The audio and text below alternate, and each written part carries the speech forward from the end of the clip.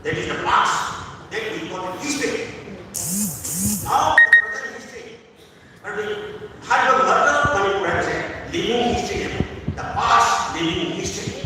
Masih past living history is the according to the resistance of the people of the Muslim. Masih according to 1993, they even convinced the religion of the Muslim.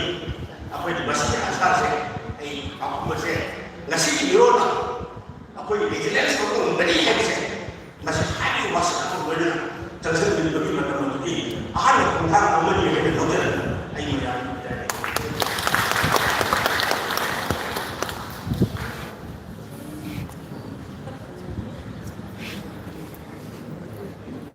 Jadi, Rajoy Kumar, former head of department Manipur University, lalu kayak mencoba kedua anak coba pengkop jadi. Matang iwangan oleh si adu naba national convention adu dah coba pertama kiba People Democratic Movement di Presiden Rivi kiba Dr. Pradeshi nama orang atau iwangan si Dobigani si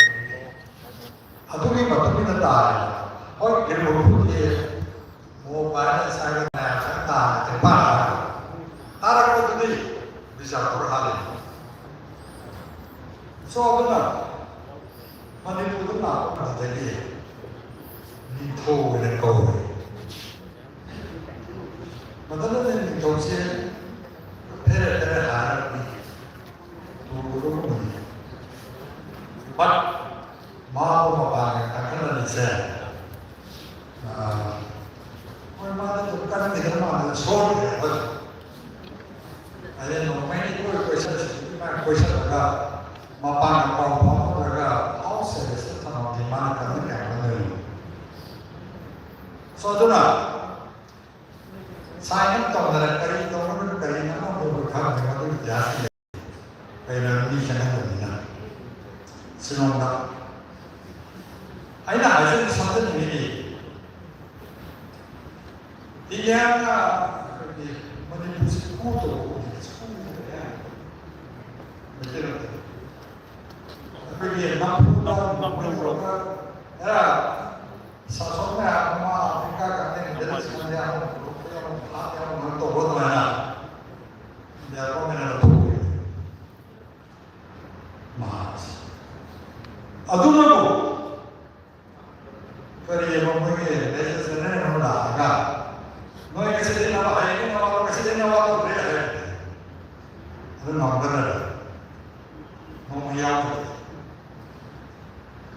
jadi masih sebenarnya salah tiada. Koi siapa kalau brigade roh lain lain.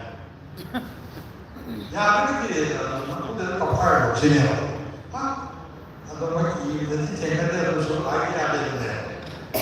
So orang pergi hawa mana sih? Nomina si baina mantara kadai. So ada kena organisasi nama dia apa? Kena kami tu orang himer express organisasi terakhir. Dan tim kita berfakir di sana. Ya apa ni? Jadi kita kemarin kita kami berkenaan dengan ini. Mata muda, toiba, turun sini. Matang dari potensi yarang, ya, kami menggunakan udara. So apa manipulasi Islam dari udara lagi silaga, amin silaga, amin hasilnya. Adu gambar itu sudah ini mereka mengatur itu ini kalau kita kalau nak ini macam musuh atau di semakin culture.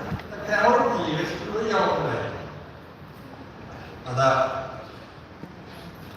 betul dah. Maya Julia, apa Maya?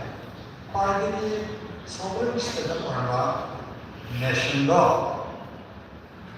Parsi state orang, mamai ni matong dan lapor kami terus. Mana pusing? Orang dekat yang ini. Nur sebagai dalam. Rasa tahu kita dengan yang big brother, saya senang ini, protector ini. Masa kita gunakan, ada orang yang cepat tahu mana yang jenis, suka lagi ini apa? Ampu boleh, ya, ambil sini. Mereka tahu ni pun tahu. Nomina tawara polisi memang bersuka deh. Polisi ada mau cepat dia, mungkin orang berbayar, mau bayar dia mungkin dia. Tapi parti mana tanggaran, tanggaran polisi, komunis itu orang lain, akhirnya ada ni, nama studio ada aku ini. Jadi kau orang orang oh orang ini, boleh kita berasa ini juga di sini juga mana kau orang apa ni, ada berasa kita orang jadi.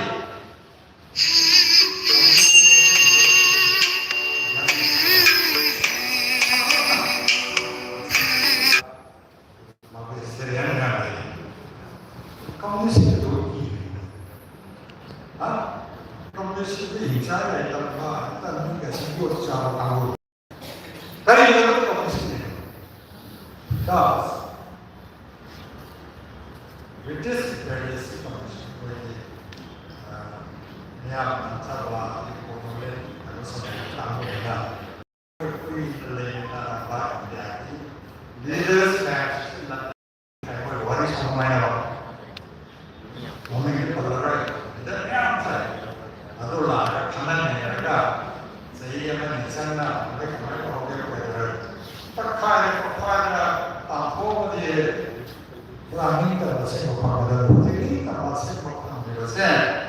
because Tractor man no. Ina just another when the second se potencia the poor see it's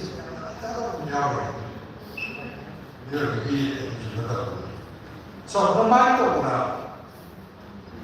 poi erano adesso vediamo anche la serie allora tutta come non ho che dire la serie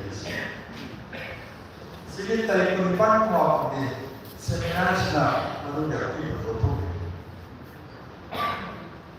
non è attivo allora quali ha home is here. Home is the paper view. No. Governor is secretary. I don't know.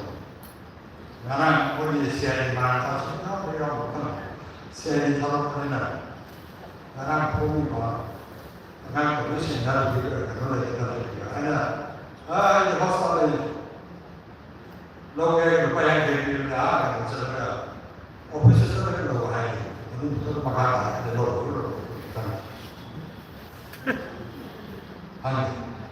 Aduna, we semana wali di down there. Now we're talking about the similarity. Waktu lagi waktu now, so it's not a concept of the company. Aduna,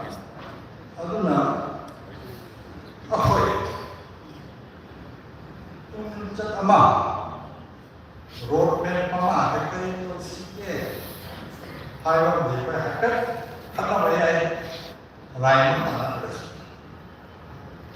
मतलब सब ladies का मतलब मन मकान लेवा में ladies का वैसे खाना तो खाने का वो कभी tapi ang kanal lalu tohi. Ada mana punya asam kuya dengan apa yang ada. Kalau main tu ni kan, ni tapi remote control kami ada. Program yang sudah ulang kan tambah ni tambah so pun boleh.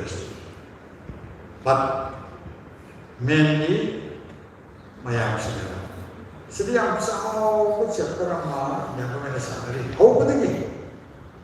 Asal mereka suka mikir, berfikir.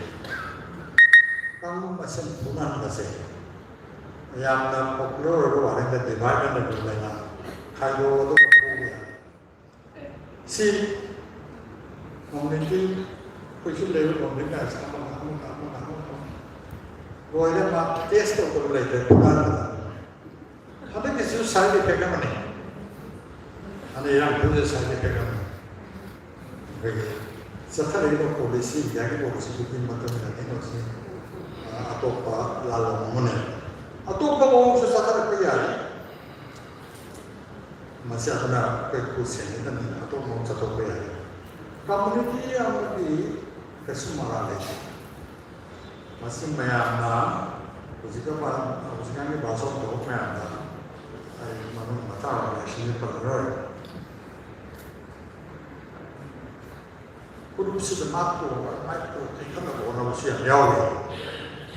Manipur itu kau. Sudah mereka macam ini aja. Manipur macam isuai. Masih wanita je kau. Kita nunggu harta kau terlalu yang sangat enak. Sangat masih ada kau nak boleh mereka apa? Because perkara mana kita kena kerja.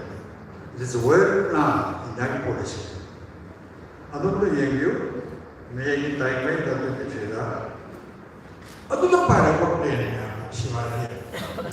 Nuntan ande mana pada itu, itu orang yang seorang yang berbeza. Adi lah, jalan mana tak jalan. Ada semangat, semua 사실 여러분들이 나와요. 농을 부수는 뭐 부수는 거는 어떤 거야? 그까지 그러지. 농이 ini kita kan dosa biar dosa biasa. Dan orang ini kan ada program dia orang dia. Masih mana orang kita orang ini apa? Jangan pasal dulu. Mau itu susah ya. Jadi kan sih ada siapa kan seperti itu kan. Berjuang dulu. Ada berjuang sekarang itu lain. Sales committee-와 많은 것들이가 하나님과 와야 관계자들이 나타난다 센트럴 프로세스나 아침은 나비고 나타난다 센트럴 프로세스나 맞대고 아들이 많은 데나 스텝 포스 맞대고 맞으니까 너네 나이가 이제 사실 mengapa karena itu tahan berdekat. Seperti tadi mereka namanya aja. Nah, jago mana simbol sih ngapain sih? Karena itu. Anak itu jangan nanti warna nanti pentingnya sih. Soalnya aku kan berkomentar mana yang gue kasih itu. Amalnya pemahamannya yang saya mana boleh kasih sih positif. Aku mana mau ngapa di mereka yang berlebihan ini. Soalnya mana mau ngapa waktu itu, wah soalnya lulus oh betul. Soalnya sebenarnya ada project yang berbeda. Project Manipur haram ya, jauh sekali orang, orang lain pun ada. Karena awak Paris, itu orang awak Paris, apa ada? Lawan itu. Nanti baru kita tahu, nanti mesti berlaku nanti kita tahu orang apa tahu. So how British na masama na ako sa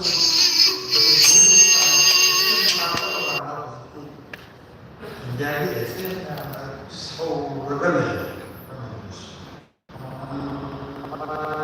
jadi siang jadi enak jadi dan lagi habis kamu kan lihat na suai itu kamu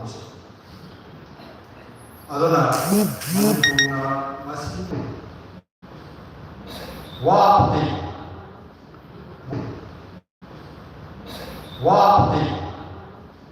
Mola polisi program sih karena orang terus Myanmar Madu exactly Myanmar Alhamdulillah karena ada di sekitar kongres di masalah dari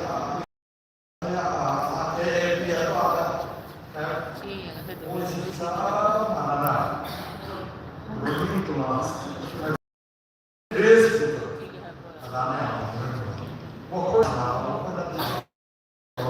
agent setelah kita agent aku ya lo this is so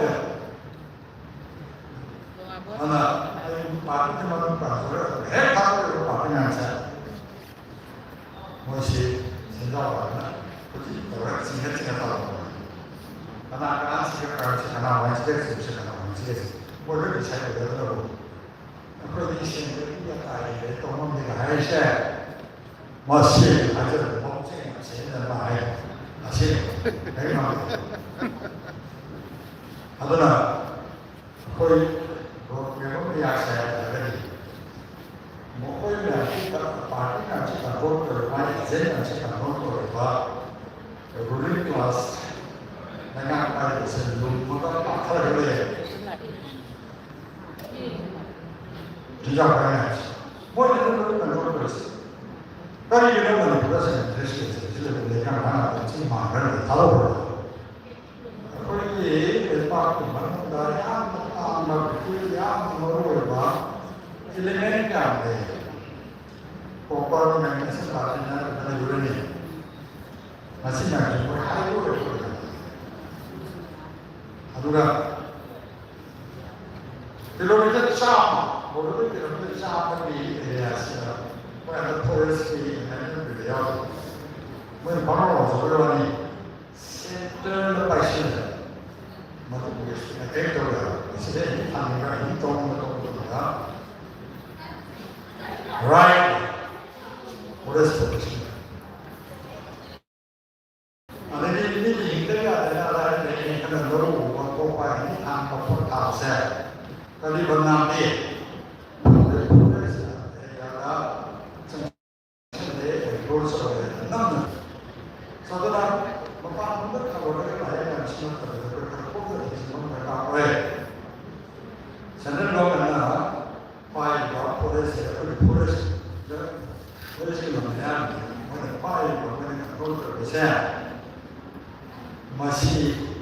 masih ngaku su selalu berjalan seperti pos merah hanya itu seperti pos lama tadi saudara mazhar dengan hal lain adalah annexation juga ngasih yang berlaku itu yang orang orang sendiri kali Malayalam Indonesia tahu nama nama Malayalam sekarang jadi wali kan oh masih pernah orang putih kanan tangan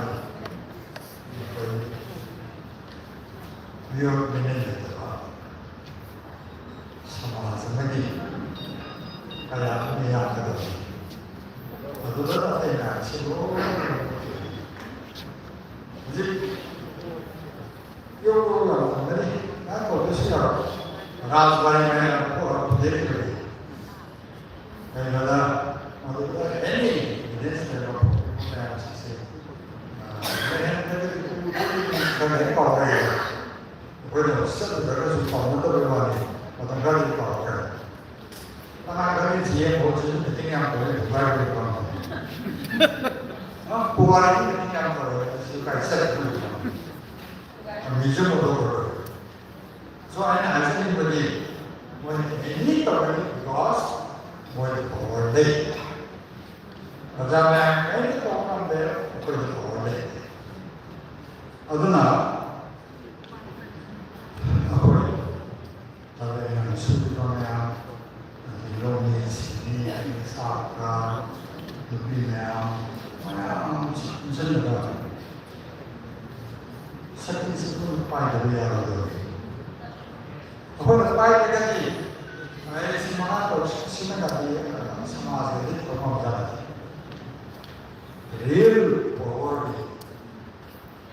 Kalau kita sudah saja ini pada. Baik ini kalau apa nak pakai siapa mana apa hei kuri mana kau nak semua ni apa nak lepas itu tai kura apa ni ofisah pasal kalau kita ada kalau sahaja ada nak tahu yang semua ini memang saya masih tak mark bisnis kau nak bisnis nak apa itu lagi yang jadi saya seperti apa never imagine karena botan ini kan ada cukup semua ada boleh apa pun itu saja itu pergi sini intellectual proses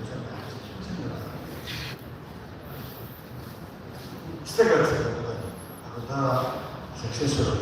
What we asked to be chapter seminar introduction. Aragati, oh, hang apa so the sentimental sila kung hindi kaya yang sila kami sila ko. Ada orang sebelum ada orang yang sendiri boleh, itu sila ada. Nerul itu. Baru juga bisa aja gitu. Saya kalau sedikit juga nanti kami komentar apa bagaimana untuk itu. Sau nyoba memang memang dia ada apa yang sepuluh orang itu pun dia. Dari mana? Kau tahu saya, aku tahu ini. Next, I speak masih ngomong atau ngomong kesenaran terus. Yes, mana apa begini? Siapa juga? Kali ini sudah bisa berlaga. Kali kita cakap tahu mana juga. Ini namanya apa? Berlaga. Sesuatu betul right. Lama itu itu lepas apa ini? Lama jauh bukan bersih. Tangan pun bersih. Lepas bukan kau pun tahu. Pernah belajar tahu ini nanti ini. So siapa yang ada? Yang apa? Orang itu dengan sadar ini. Dia kamu sudah ada di sekolah macam ini. Orang ini kalau orang yang serius, kalau saya ini, apa terjadi? Nanti bahkan jauh dari mereka orang orang. Dan apa orang yang tahu lagi, benar benar itu cuma ada di musik orang itu. Orang yang saya dengar dari orang itu bisa menghadap. Soalnya apa sosial terbangun, apa sosial ini orang yang benar benar berusaha. Orang yang benar itu orang yang anda, benar kalau istilah berusaha. Berlalu saya pernah siapa tahu macam sih teman saya tahu apa yang kerjanya. Mungkin sih terus semua masih dia. Lalu kita tadi Indonesia sama Kumai, itu ada yang susah saja. Ada informasi itu dia. Soalnya orang anak ini, pergi sesuatu yang sesuai yang benar.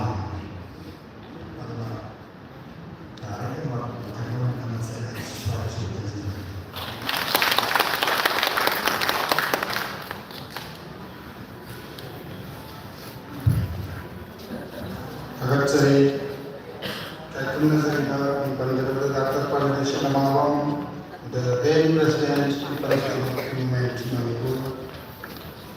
Akata Kasiri, President of the Nozara of Sinjari, Somtham Omi Usrani, then President of the Women's Voluntary Association Namawam, the Dr. Pardeshi Namawam.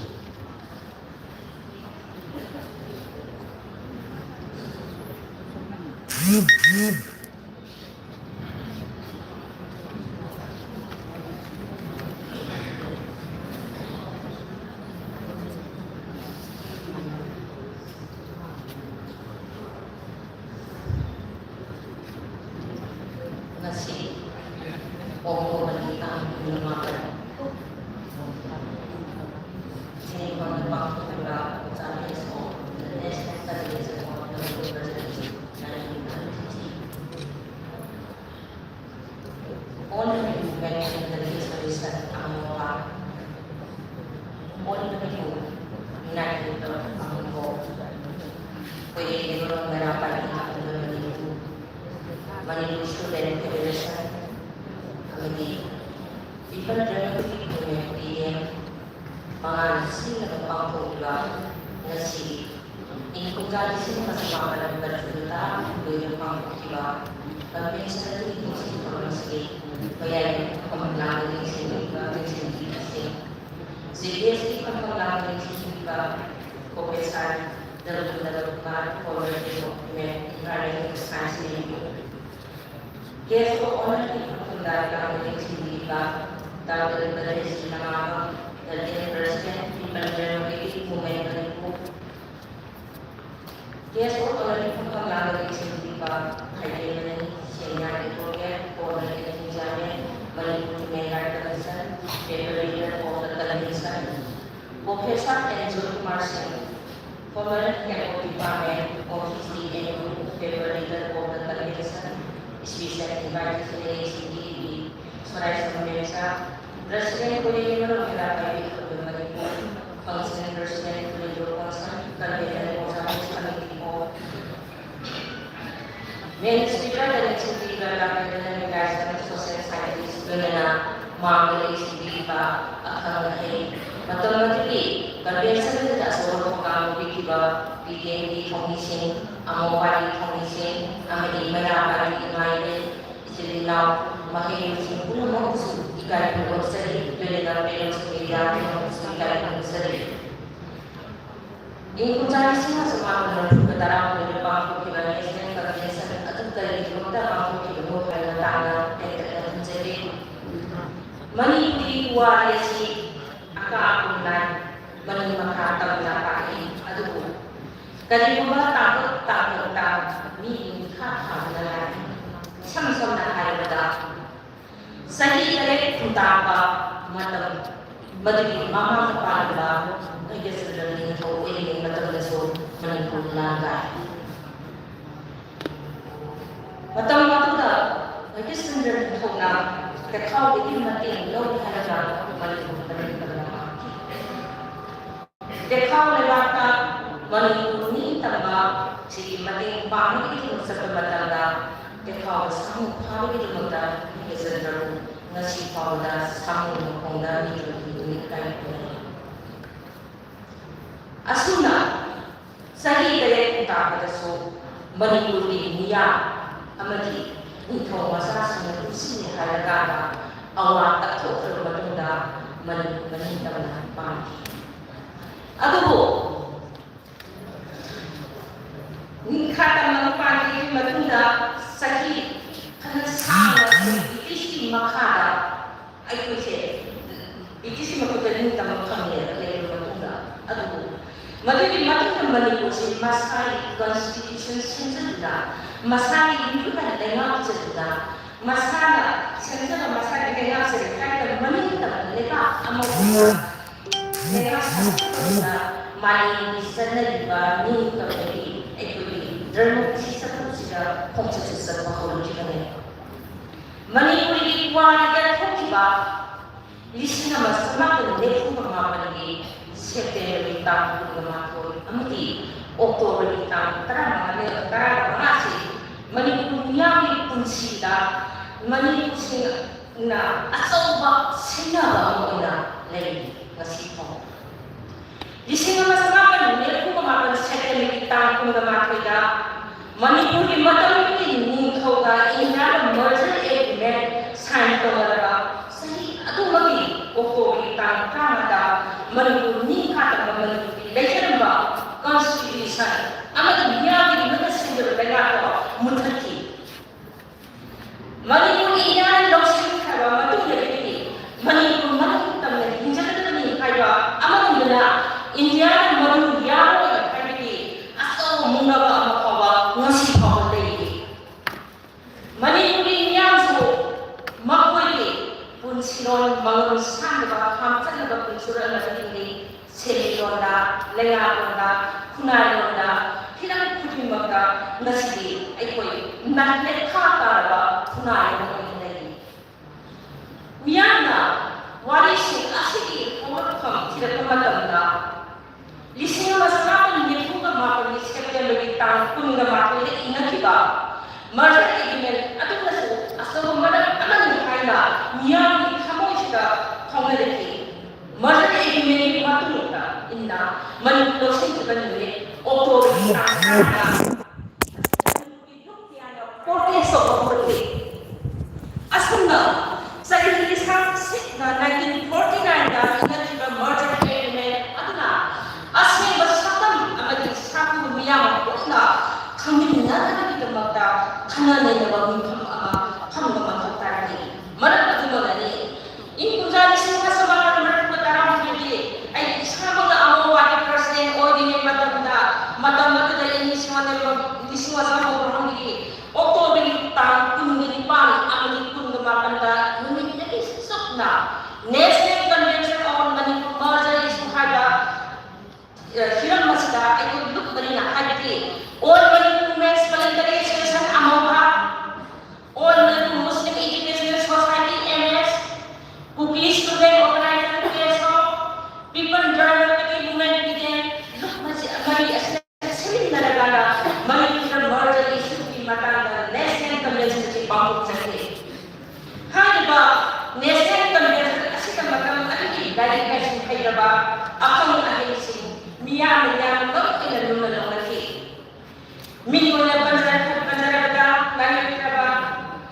Guwahati University Law Department na professor na ko bilang ba Usia berapa orang awal sekarang apa? Sebenarnya langkah ini look menjadi बहुत sendiri hanya ada convention aduki malu wakam kino ajaran kami. Ngasih yang sendiri ba senior ilmu akademi ajaran profesor Kumar ngasih dari kita malam aduki akan ada bayar paper itu na. Convention itu mai pakai begini. Aduh ya, sambil ini bawa kami. Khwai magu oibadi convention aduna wari amal lawduna wari sai na waktu ma anu marabala bilang yo orang tu kasi ai ko ni bino na kalau makakanda kalau berkata ada ni sih berkata pulau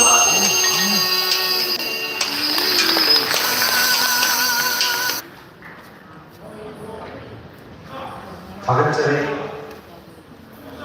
아무하게 아두군나바 파운더 프레시에 왜냐하면 컨벤션 아두기 조금부터 나오는 기바 거기 가야 늦어버릴 때만 좀 당분비 사람이 아주 와공대야 컨벤션이 마시기 마찬가지다 마찬가지다 컨벤션은 다 양 터져도 배를 한번 보통 빌려나 양 이끈기 이쪽으로 치는만 너무 만나보고 나보다 쪽과 땅 터져도 배우는 거에 그가 마지막에 신비리바 군나지라바 제네랄 이렇게 본말 액팅 제파션 머니푸르 휴먼 라이트 기 아동들과 군나지라바 그 이까가 자연이냐 마찬가지 와풍타라 yang terjebak waktu menyamar kebinaan berdoa berdoksi dari pensiun.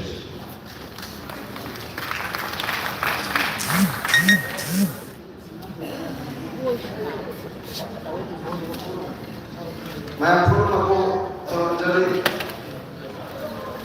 sige asil ma orang suruh mari mana sumpah amawa amoko Nasha India and political party. Hari baru Sultan Mari Mana of the bench of the National Convention on Manipur Merger issue 1993. 1993 Oktober 5 Pemapura yang South Convention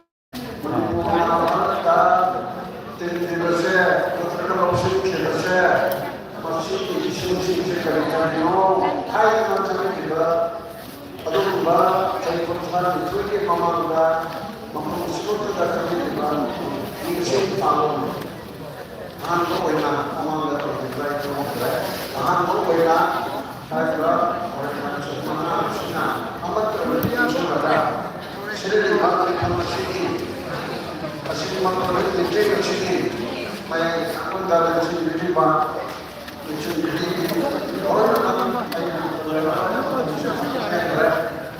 ada suci darah, suci kalau mahu, ayah norok ceri, ayah mahu lepas, mahu dalam sini jadi bah, mai cari ꯑꯗꯨꯒ ꯃꯔꯨꯞ ꯃꯄꯥꯡ ꯑꯍꯜ ꯂꯃꯟ ꯇꯥꯕꯤꯔꯤꯕ ꯄꯨꯝꯅꯃꯛꯄꯨ ꯑꯩꯅ ꯅꯣꯛꯆꯕ ꯅꯣꯛꯆꯔꯤ ꯑꯁꯤꯒꯤ ꯅꯨꯃꯤꯠꯁꯦ ꯌꯥꯝ ꯃꯔꯨꯑꯣꯏꯕ ꯄꯣꯠ ꯑꯃ ꯑꯩꯅ ꯈꯟꯕꯗ ꯑꯣꯔꯒꯅꯥꯏꯖꯔꯁꯤꯡꯅ ꯊꯣꯛꯂꯝꯒꯗ꯭ꯔꯥ ꯊꯣꯛꯂꯝꯃꯣꯏꯗ꯭ꯔꯥ ꯑꯩ ꯎꯕ ꯉꯝꯗꯦ ꯍꯧꯖꯤꯛꯀꯤ ꯃꯇꯝꯁꯤꯗ ꯃꯁꯤ ꯔꯦꯂꯤꯚꯦꯟꯁꯤ ꯌꯥꯝ ꯆꯥꯎꯅ ꯑꯣꯏꯔꯦꯕ ꯑꯩꯈꯣꯏꯁꯤ ꯅꯟ ꯏꯟꯗꯤꯌꯟ ꯑꯩꯒꯤ ꯃꯔꯨꯞ ꯑꯇꯣꯞꯄꯗꯒꯤ ꯂꯧꯔꯛꯄ ꯑꯣꯏꯔꯝꯕ ꯕꯤꯁꯦꯁꯣꯔꯅ ꯍꯥꯏꯔꯝꯕꯗꯣ ꯑꯗꯨꯝ ꯆꯨꯝꯗꯅ ꯂꯩꯔꯕ ꯑꯩꯈꯣꯏꯁꯦ ꯅꯟ ꯏꯟꯗꯤꯌꯟ ꯅꯟ ꯏꯟꯗꯤꯌꯟ ꯍꯥꯏꯁꯤꯅ ꯐ꯭ꯔꯦꯖ ꯑꯃ ꯑꯗꯨꯒꯨꯝꯕ ꯃꯈꯜꯒꯤ ꯏꯟꯗꯤꯌꯟ ꯅꯠꯇꯕ ꯑꯗꯨꯒꯨꯝꯕꯒꯤ ꯏꯟꯗꯤꯌꯟ ꯑꯣꯏꯅ ꯇꯧꯋꯦ ꯍꯥꯏꯕꯁꯦ ꯑꯣꯄꯣꯖꯤꯁꯟ ꯏꯟꯗꯤꯌꯟ ꯀꯣꯂꯣꯅꯤꯌꯦꯜꯒꯤꯅ ꯍꯧꯖꯤꯛ ꯐꯥꯎꯕꯗ ꯆꯠꯊꯔꯛꯄꯁꯤꯅ ꯇꯥꯛꯑꯦ ಅದರ ಮೊದಲನೇದಾಗಿ ಮಸೇಲ್ ಕೃಷಿ ಮಾಡ್ಕೊಂಡ್ರೆ ಮತ್ತೆ ತಗೊಂಡ್ರೆ ಜಿಂದಗಿ ಚೆನ್ನಾಗಿ ಜಿಂದಗಿ ನಾವು ಸಿಗುತ್ತ ತಗೊಂಡ್ರೆ ನಾವು ಹೋಗ್ತಕ್ಕಂಥದ್ದು ಮಾಡ್ತಿದ್ದೇವೆ ಮಚ್ಚಿದೆ ಮಸೇಲ್ ಹಲವು ಹಾಕ್ತಾರೆ ಯಾರು ಮಲ್ಲತ್ರ ಬಂದ್ರು ಮಲ್ಲತ್ರ ಅಕ್ಬರ್ ಕೊಯ್ಚೆಗೆ ಐದು ಯಾರು ಕಿಲ್ ಇಂದಿರಾಗಿ ಚರ್ಚ್ इंडिया की पत्रकार इंडिया की सिविल सोसाइटी इंडिया की मणिपुर की छात्री प्रोफेसर डॉक्टर नाम से we are all Indian and divide us however African proyectena hati ke tu bawa ni betul Manipur ne apply करवा तब ada dia itu India mata ada tu orang tu orang tu orang ada seorang pakar Masa cari orang itu dari itu namanya ada di Palestina dari apa dia dari nama nama ahli konferensi sudah bersama jawab ada mau bertolak atau apa sebenarnya mana demonstrasi bahwa sama itu sudah dibuat hasilnya baik di mana saudara Manipur ho sovereign country ko kan kalino hayati dati ba memorandum sudah bertone itu itu sudah adana mungkin menjadi yang sudah maruina menjadi usia itu kalau tahu nanti mama berarti ada ini kalau kemarin ini masih ada dan banyak orang kalau berapa Kalau terkadang mana waktu kasus nama tersalah, jangan malah masih masih tahun lalu hayatnya, masih malah tidak ada tidak ada karena terlalu banyak karena kalau orang kita secara ekonomi masih mencoba di hari itu orang ini sedih tu orang ada nanti sudah masalah orang ini Contoh seperti umum dalam istilah terus. Kami nanti itu ada tidak ujian untuk hai orang berhasil sahaya Korea masih orang mana yang lakukan karena kami sudah tahu. Kerja aku orang profesor kacamata, mana yang saya butuh. Kami tidak memang kerja aku orang profesor. Ada sisi foto sudah ada usaha ini. Cari usaha dari berapa itu ada. Oke, ini koordinat dia hari ini kok. Ada contoh sederhana masuk ini. Ada yang lucu itu hotel yang kau yang sama ada personal hotel ini mana itu orang ini. Ada cari kalau itu sih kok. Pak ini apa? Manipur Constitution and the Material Agreement Badan Tertinggi Maharaja masih terdapat antara itu terkait dengan macam mana masuk ke dalam apa kayak itu terus orang mungkin bilang asing itu sudah betul jadi jadi kan apa jadi orang bilang muncul masalah dari itu ada pemilu itu kan mana sudah cium ini nama tidak Misalnya seperti corona, betul ya? Politik yang dia, atau yang terkesan, atau sudah buat apa, momen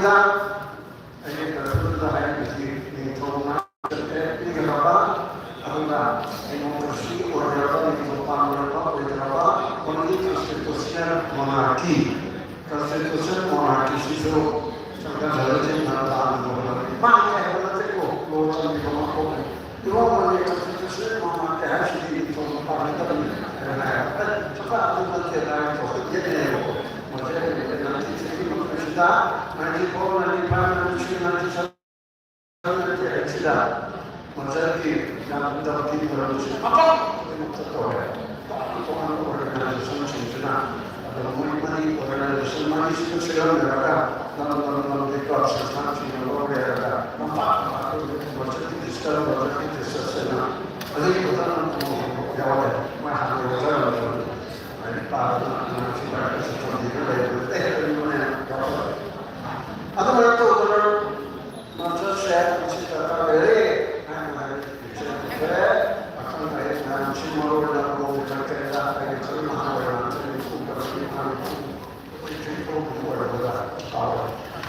하고 여기서 그만 뭐지 비밀보다 무식이다 하나같이 제 그거를 말가 아이가 아직 그 선정문이 하는 거를 사람들과 똑똑하다 또 많이 너무 많이 있는지 제 그것도 것이라는 게 있고 말해도 한 소리 대 하소리 좀 떨어져요. 아저나 오늘 내가 포장한다. 내가 그냥 포장한 공부를 도저히 너희 자가 아니냐고 그러니 이렇게 해서 너희에게 컨스티튜션을 내리기 하여금 따로 당시다. 너희는 포장하는 게 앞에 가는 그냥 앞에 가는 앞에 가는 그런 거야. 그리고 말고 거기 아니냐고 하면 이 저를 야고 이 그렇게 되는 다른 사람이 하이하이는 나오는 데고 하이하이는 뭐 어떻게 하고 하는 거잖아요. 이 목도가 이 담대와 담대라시 이제 앞에 비판하고 있고 하이는 많이 라스트 그러시라고 시월에 뭐잖아요. 그때 어제가 이거 보는데 내 아무데게 어제 보다 저희가 만나게 되는 것이다. 어제 그렇게 포함 나오는 남자가 무슨 분야인지 야금을 나오는 길이야. 나는 그런 뒤나 우리 보고서 컨디하에 공부를 이렇게 못했다. 다른 공부를 해야 알았어. 다만 우리 야금은 그렇죠. 다른 못한 분이 아니면 돼.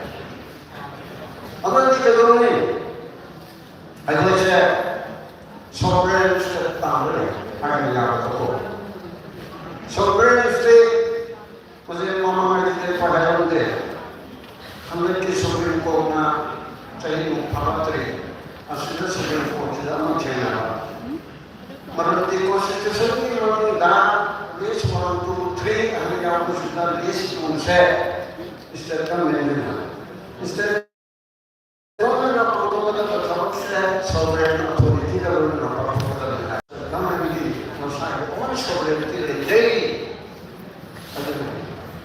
other dia dengan political time kurban kalau nama singa terbetan kalau kita sovereign itu independent itu orang sahabat hai dari itu mana oh ini orang sahabat itu orang sovereign because of the most sovereignty coming in higher spiritual life. Higher my problem is the authority. Authority higher, organization. So independent you can see with sovereignty and higher. Other government must say, perhaps the government, I'm trying to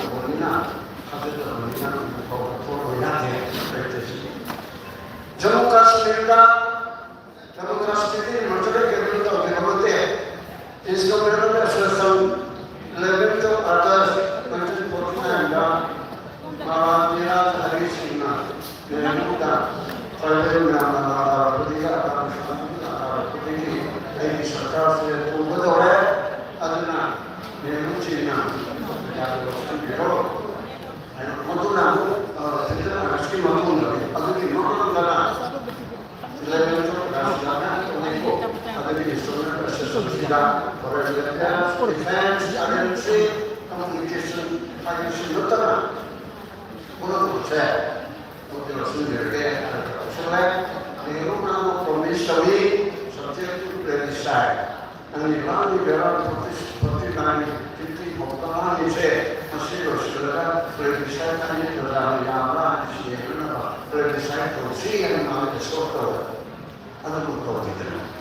Ma adesso, ma ne può che, ma sa stesso per il fatto che una canale di cambiare che è sempre la cosa che ha tutti vanno che e ci deve fare sobre una sobre il contributo sobre il contributo per la lavoro che hanno di fare che per farsi di progettazione avrà gli altri parlamentari non è pure parlamentare sempre di cose e sempre di parlamentare non sono per poter sempre fare alla parlamentare non è che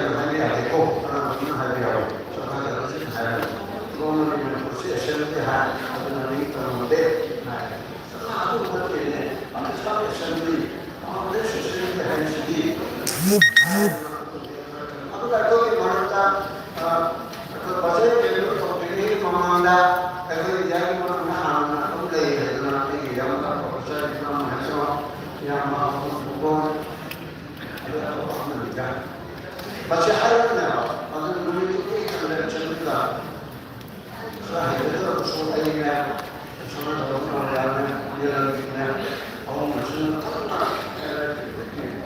perché sapere che la fortuna cioè gli altri non danno le in quello stretti sapere one piece si dà perché la realtà è che quello stretti si passa che non so che sono mai perché la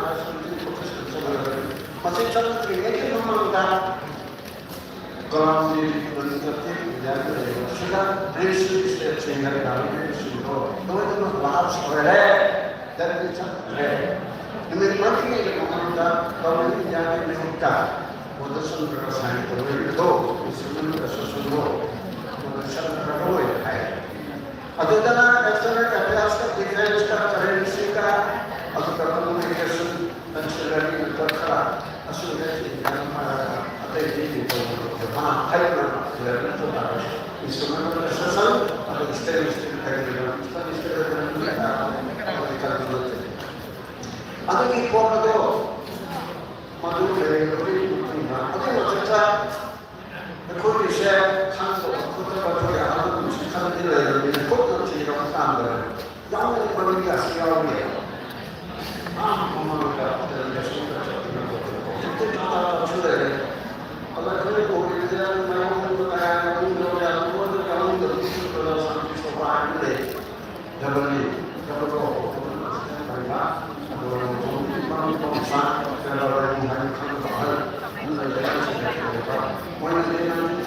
che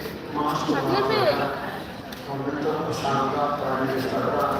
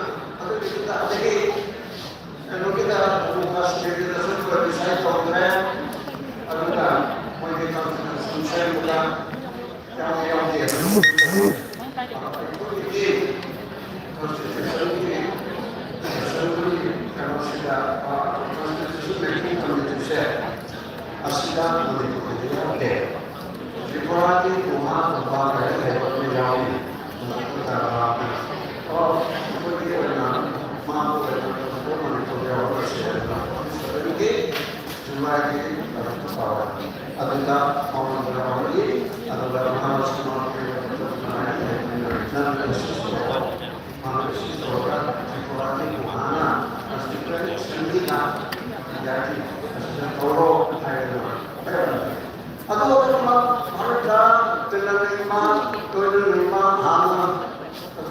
lain langsungnya amat tuh kalau tidak ada tidak dominan tidak manipulasi atau manipulasi macam apa belum kali terjadi tapi bang jadi siapa kasa asal kita gambaran dengan belajar dengan referensi kali pertama sudah ini belum ini dalam konstitusi ada di konstitusi itu kedua ada yang macam kedua hai itu tentu harus lainnya adalah atau bagaimana untuk menjelaskan sekarang berbicara tentang menipusnya langkah untuk menjelaskan seluruh komunikasi yang ini terjadi kuisi karakter yang berbeda karena sekarang yang berbeda karena terjadi lalu itu waktu ini rumah tangga cara berpikir menipusnya antara opsi berada saya kalau terjadi hanya di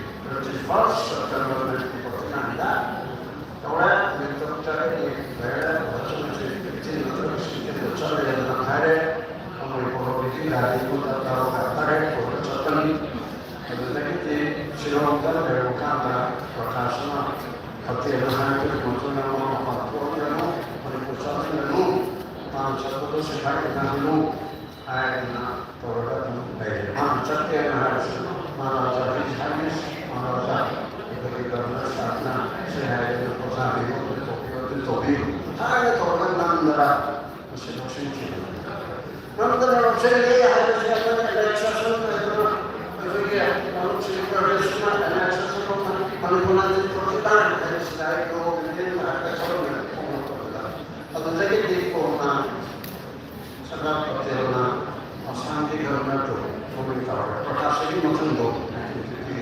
perkasa ini macam itu dari dalam itu atau terjadi kita hai kita harus forma sejauh ada yang bisa solusi Sekolah macam ni pun tak berkona, manipulasi pun tak berkona.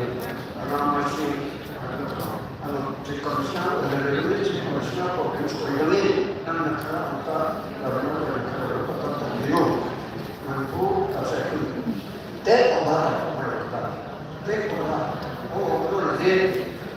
Kerana sesuatu macam orang orang hari ini ada siapa pun hari ada. Cocok dengan sesuatu saya cara perjalanan benar bersama kita kalau detik orang ini seluruh seperti di seluruh mana seperti yang bukan betul. Tapi dalam terang usaha ini dalam terang hari ini dalam sebenarnya hari ini yang terjadi di mana aduh ada beberapa sebelum corona beristirahat di masyarakat berjalan sobre tidak jalan ada di supaya poin Indonesia. Dan sesuatu cuma adukan aku dari Togal ini India nak tanah kaji betul aman itu kaji itu akan ini tanah itu manusia ada tanah sultan aduna memang Sovereign state menempur penuh under the Constitution of India. Constitution of India itu lima seperti list tu. Yang boleh orang dapat masuk saya jadi minister semua minister demokrat. Sovereign penuh hanya itu tak. Aduna posisi dia orang saya. Kalau leher saya memakai seperti ini atau betul-betul Ay pada luar kita ini manipulasi kita jangan kau dia akan menjadi dia ada pada saya. Manipulasi itu dia orang itu betul. Saya pun tahu. Aduna pagi sore ini saya ikut manipulasi nama terus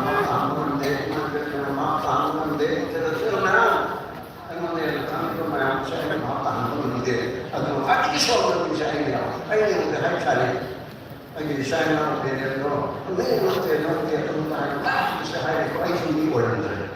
Aja ni orang tu. Asal semua. Kita ada orang tahu sih.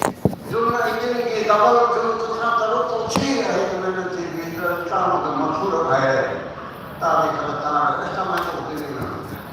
Dia begini, dia tadi sini 많이 하고 보는 모델을 얼마나 popular가 어느 정도 좀 우리도 nanti betul itu kita memang suka dengan ibadah itu. Di sana ada warna, oh itu oke itu tidak sedih. Kalau semua yang mau boleh. Ada yang foto, kalau itu kita main hasil ada hasil ada manusia. Ya, dia mau boleh. Aku nak cuma itu kita kita lalu memang main ini para memang cara. Macam kita juga saya mau Aku tak, sekarang baru di mana dari zaman di mana jauh komisi yang cari itu yang mereka itu. Aku kehal macam dah sekarang orang mesti tahu sekarang tahu. Sekarang orang itu nak sesuatu yang macam saya jadi tahu. Aku beri itu dulu, macam ini itu. Nak berarti mereka berarti Kalau kita lain itu betul lah. Ada semua yang kita punya juga. Itu saya di mana sampai nak untuk masuk buat itu. Kalau yang mana dari misi yang mana kita kerana sampai tu mana yang untuk kita tahu. Sama orang boleh bersih. Adanya Sikun sistem sudah ada lebih tampak sovereign state mana orang orang tak mesti fokus lah. Aku ni proses cari mesti sovereign. Apa sovereign? Ayo kita yang karena ada sistem proses yang mana mana yang cari yang sekarang ini tinggal di Haigun. Tapi yang itu ada polisi yang itu orang sekarang ini kau tu yang ada di luar sikun tiga dah.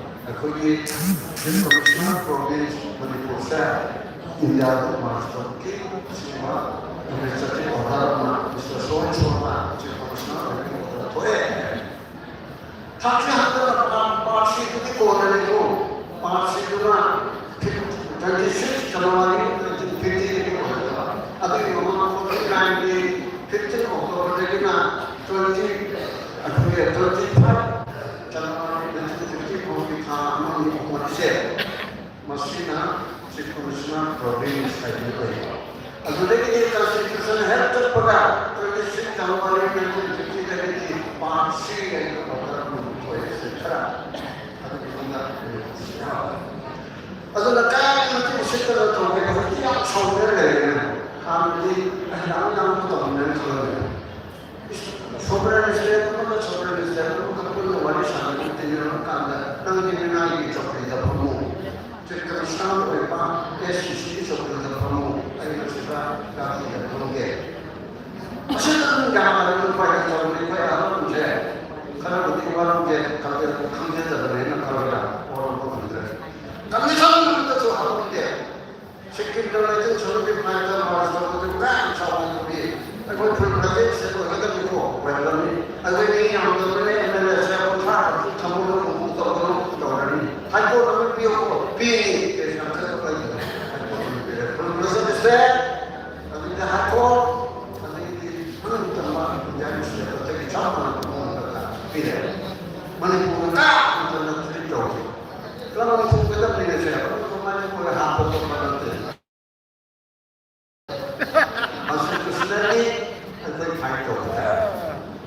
Kita dinami hasilnya dengan sehari menurut kamu terhadap itu. Akhirnya masa dengan saya review tu hanya bersama. Di karena kita masa dengan saya review tu Mana nanti mungkin lebih banyak yang kita bukan paham itu dari mana nak oke. Ayah yang boleh. Itu harus ngambil political system cina BJP kan itu tamdo hayaronde Congress itu tamdo hayaronde parliament pass horonde agar itu mulai ada langkah akan terjadi apa atau namanya itu kita agar itu kedutaan mau pilih konstitusi itu masih konstitusi nanti konstitusi sudah artikel mana sudah yang bisa dengan saya dengan state dengan hadir ಅದಕ್ಕೆ article 3 ನಾನು ತೋರಿಸಿದ್ದು ಮನೆಯಲ್ಲಿ ತೋರಿಸಿದೆ ಉತ್ತಿ possibility juris internationally corona tendency ಇರುತ್ತದೆ ಅಚಿನ ಮನೆ ತೋರಿಸಪ್ಪ ಮನೆ ತೋರಿಸಪ್ಪ ಮಚ್ಚೆ ತೋರಿಸಪ್ಪ ಅದೇ ರೋದಿನತೆ ಅದೇ ಕುಕಿ ಜೋಡಿಸ್ತೆ ಬಿಯೋ Nagar की स्टेटमेंट क्यों नहीं आती है सुनिए बाहर की है तीन मंदिर आर्टिकल 3 का है कि से इंडिया की स्टेटमेंट की बच्चे का लोग होगा मतलब भी जाए स्टेट की ऑर्गेनाइज हो जाए फाइनल में पर तो कॉन्स्टिट्यूशन का पार्लियामेंट में तो को भी आते हैं क्वेश्चन तो होगा जम्मू कश्मीर तो इतना कोई खायो है खायो तो दा सुप्रीम कोर्ट में का और देश की बोलेगा तो Istilah orang yang jauh amu, data jauh kasih, hai orang ini orang jadi cerita terus masih masih orang lain, yang seperti korang orang jatuh. Ada persoalan atau cina, orang masuk istilah orang ini bukan terus masih jauh. Hai orang, kalau terus kami jauh mana, agar persiapan yang mana menjadi. ಅದಕ್ಕೆ Jharkhand Bihar ಯಾಯಿತು Chhattisgarh Uttar Pradesh ಯಾಯಿತು UP का उत्तरांचल उत्तराखंड इन नामों के नाम तो शहर है देखो ये अगर दूसरी आते हैं कि जो कि गलत शहरों से होते आते हैं पावर प्ले रहते वाले माना शंकर को मिलना और मिलना दूसरे थोड़ा नमी है तो है तो थोड़ा दिया जाता है Karena boleh buka video yang nanti jadi kena dikira kita sebelum orang nak Nagari Congress itu mah nagari utama sama kerja nagari video harus kita konstitusi yang oke. Nanti ngambil hari ini nanti hari apa ya bro. Logo na masih hukum perlu hati jaya. Atau logo na tu coba masih hukum tu ya bro. Ya. Dari Aduna, jangan taman saya pergi jangan taman lagi dari yang mana ni, masih politik soal apa ni, hari kita dapat, mana orang dari sana, kita orang hire orang tu so kita yang cina, main siapa, tu macam Menteri Politik yang utama mengenai meminta bersama berbicara itu pernah saya politik itu. Aduh di kata masa itu kami saya apa itu sistem sana India political system kapitalis demokrasi based on corruption is based on kapitalis demokrasi bersampai ke mana bayar dunia betul atau pas the post dari DPS asli ini yang kerja ya ini semua usaha bagian kita ini pun lepas di semua negara negara ini seperti ini betul negara ini seperti tapi pasal kontrol mana orang sudah mana punya problem sih tapi itu yang saya mau betul ada itu yang sudah ekonomi demokrasi ini loh jadi majority harusnya yang terkait itu apa hebat ini dalam kritik sana bisa menjadi banyak mungkin untuk pas terpok ya poso pemilu ada majority loh menjadi loh menjadi majority ada terkait sama apa buat tadi banyak ini masih dihantar poso pemilu banyak ini menjadi tantangan untuk aduna sistem sudah politik ini ekonomi bagus sekali national party BJP Congress hai tamam jumlah mengikuti jadwal yang saya jika aduna semua regional political platform untuk disuli ini mesti tolong urus yang proses ini orang itu orang amat regional platform itu orang Maksudnya dengan si anak ini tahu ada siapa tu ada tokoh lembah, ada berpura di sehat putih, ada bersuara sesuatu lima,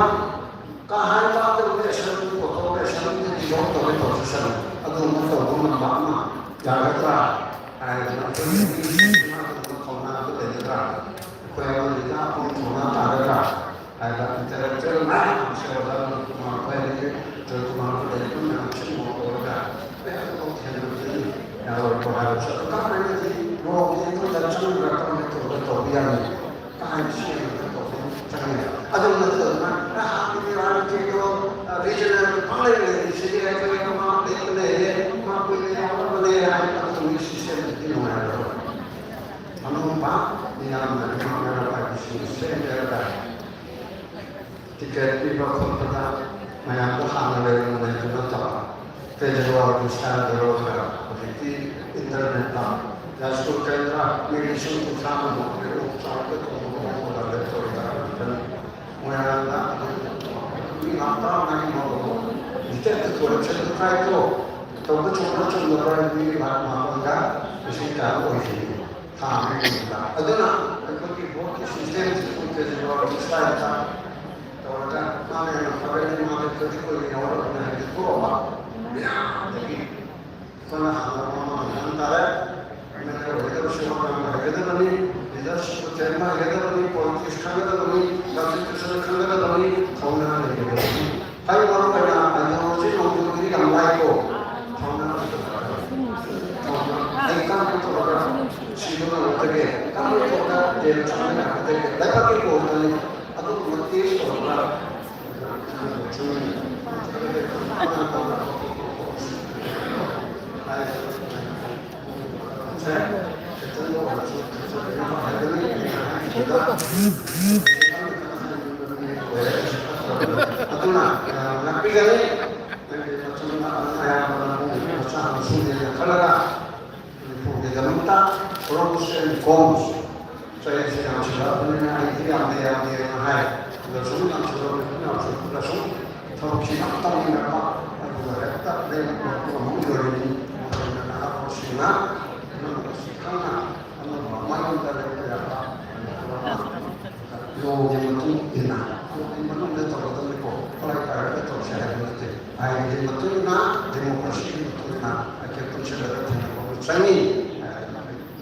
Thank you.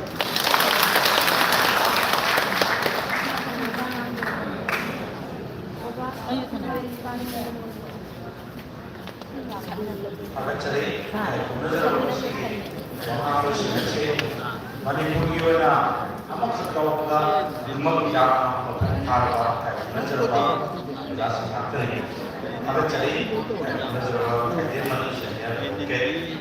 Karena nama kan masih ada juga masih panggung orang masih